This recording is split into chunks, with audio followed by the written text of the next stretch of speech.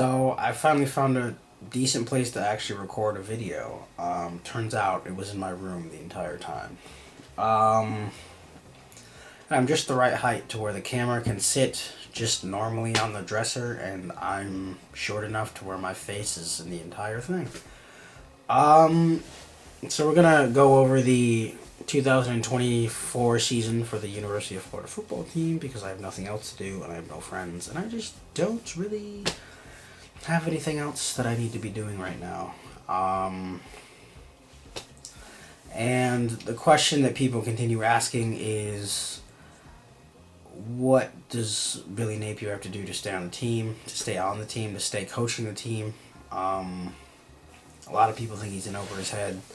I personally have no opinion on it because I don't know this man. I don't know his coaching style. I don't know anything about him.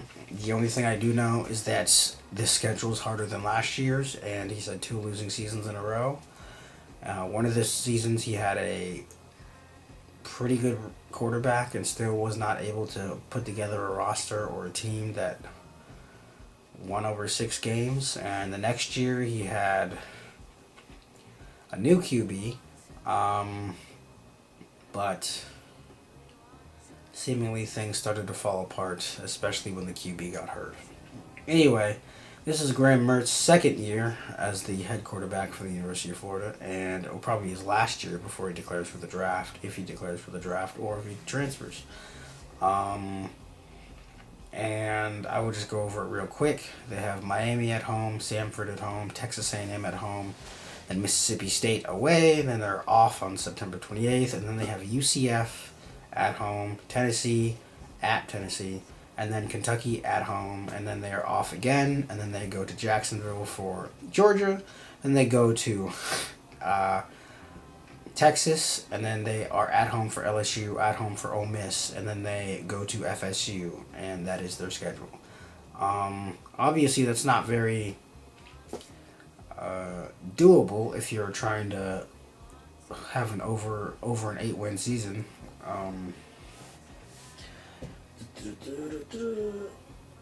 Okay. They probably can have an 8-win season. It's just going to be very difficult.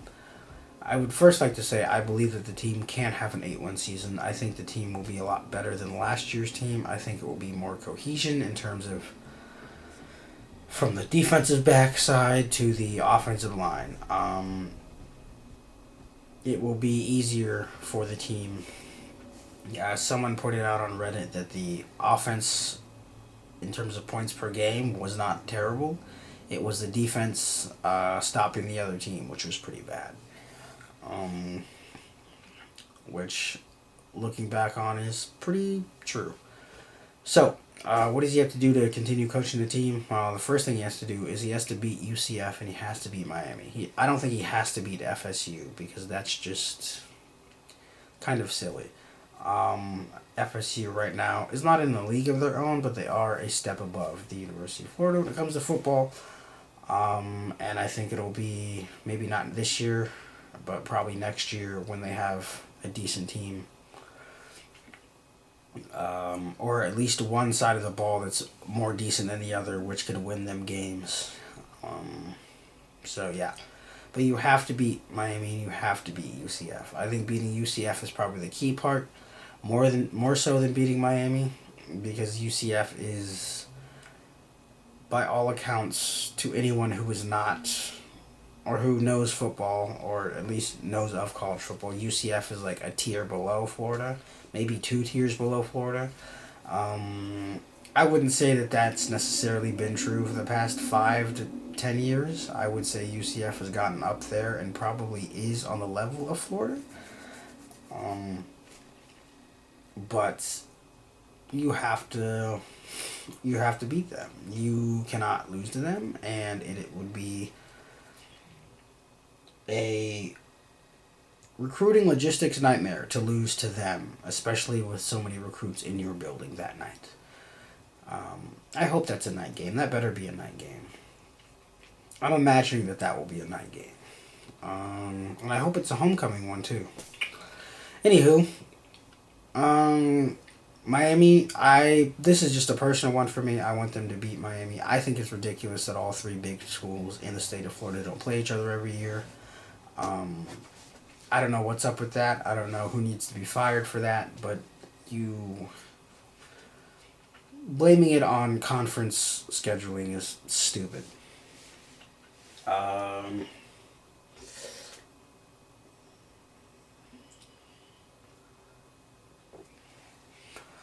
sorry. Um, so yeah, I just think that's stupid. And the last time Florida played Miami, Florida won. But the time before that, Florida lost. And you're probably wondering, why is that a big deal? Well, for one, I'm a huge sucker for rivalry games to be in college football and to be a continued thing for the game, for the sport. Um, when I watched them lose in 2013 to Miami, it was a little worse because I had been talking shit to my high school coach, not coach, PE teacher, because he's a Miami fan, and I was like, "You guys are gonna lose," because the year before that, Florida had a pretty good season, except for losing to Teddy Bridgewater in the Sugar Bowl. Um, yeah, talking a bunch of shit. We ended up losing, not horribly, but it was just like we were that close to. It was a 4 point game. Like we definitely could have won, but I guess due to the first play of the game, it really just screwed up the entire. The momentum shifted from that point on when that ball got popped out of Matt Jones's hands. Anywho, yeah. So beating those two teams are a big deal. Obviously, I think you have to beat Samford, which you probably should, and also beating Texas A&M. That is, haven't beat them in a while. I think the last time they beat them was when they first came into the conference, which was a surprise victory even for my standards, because I expected the team to lose, because like you're going into a team's house with Johnny Manziel as their quarterback, and I'm expecting at least a full 7 point loss, but they won by 3, so that worked out. But they haven't beat them in a while. Probably should have beat them during COVID, but they just suck. Or maybe it was a year after COVID. Either way, should have beat them. Had the offense, didn't happen. Ridiculous. Yeah. In a perfect world, they would go their first 4 games. I can see them going 4-0 or 3-1. Mississippi State should be terrible, so you should beat them by at least double or triple digits. But you don't do triple digits, double digits for sure. The middle of their schedule is mid in terms of UCF, Tennessee, and Kentucky. I don't know anything about Kentucky this year. I just know that Bob Stoops puts together a really good team. Is it Bob Stoops? I don't know the guy's name. I don't really care. Puts together a really good team every year. Even if they go 5-7, the team is a very tough 5-7, but they haven't gone 5-7 in a while, I don't think.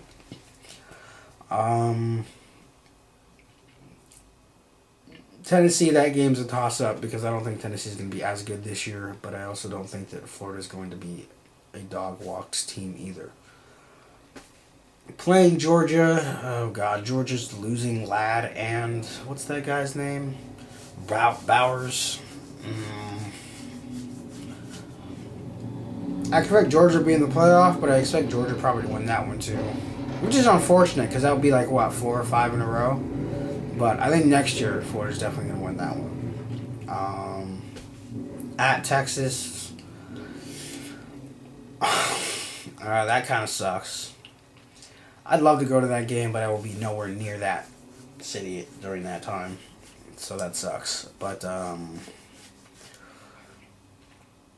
really good recruiting point for them this year if they go to Texas and win, which they probably will not because Texas will be trying to regroup and get back to the playoff, which they probably should have no problem doing. LSU, I'd love them to beat LSU finally because I think this is the last year they're gonna like play LSU just in general. Since they don't do the since it's just a long list of conference teams and not like team within a team, like that whole thing, like divisions, I should say. Yeah. Ole Miss is ranked pretty high. At the beginning of the year, they're ranked number 6. What is their schedule like this year? I'm going to check real quick because I don't know if they're going to be ranked number 6 or even close to the top by the time they play Florida. So, well, Florida is their last game away before they go back home to play Mississippi State, which they should absolutely dog walk. But when it comes to a schedule for Ole Miss, this is a very winnable schedule. Their hardest games will probably be Georgia and Oklahoma and LSU. So, and if they beat LSU, then I think all bets are off for them going undefeated. Go away. Ole Miss, I think Florida could beat them. I think if Ole Miss is ranked pretty high, and I think if it's a night game, I think Florida's going to win. There's always this thing in Florida where they play a team that's ranked really high, and it's a night game, and they win. It's always, maybe not always, because they played Florida State last year and they lost, but it's been a thing, and it will probably continue to be a thing. Last game is at FSU. I don't expect them to win that one. Let's see, FSU. I hate the way that they do these things now because the conference scheduling for this is stupid. But yeah, because FSU plays California, SMU, Clemson, Duke, Miami, North Carolina, at Notre Dame, so that's neat. Wow, they actually go play Notre Dame not on a neutral field. Great. Charleston and then Florida. It'd be great for the upset because I think Florida State's going to be ranked like 9 or 8. They're going to be on the cusp, but they're not going to be. Actually, you know what? I think they lose to Clemson, but they beat Miami. No. You know what? Ooh, maybe not. 3 losable games for them. I don't know. Well, it's not about them. It's about our team. But the team that we have this season, I would say, if I'm being optimistic, first game win, second game win, third game win, fourth game win, fifth game win, lose against Tennessee, win against Kentucky, lose against Georgia, Texas, win against Ole Miss. I mean, not Ole Miss, LSU and Ole Miss, but then lose at Florida State. So, how many is that? 1, 2, 3, 4, 5, 6, 7, 8. So 8 and 3. That's the ceiling. For the floor, it would be win the first game, win the second game, lose the third game, win the fourth game, lose against UCF, lose against Tennessee, win against Kentucky, lose against Georgia, lose against Texas, lose against LSU, lose against Ole Miss, and lose against FSU. And that's their floor. So, I think the team will be better. I think they can put something together. I think you just need to make sure the defense is ready to play. And you have people switching out who are ready to play and who want to play. I think the offense works really well.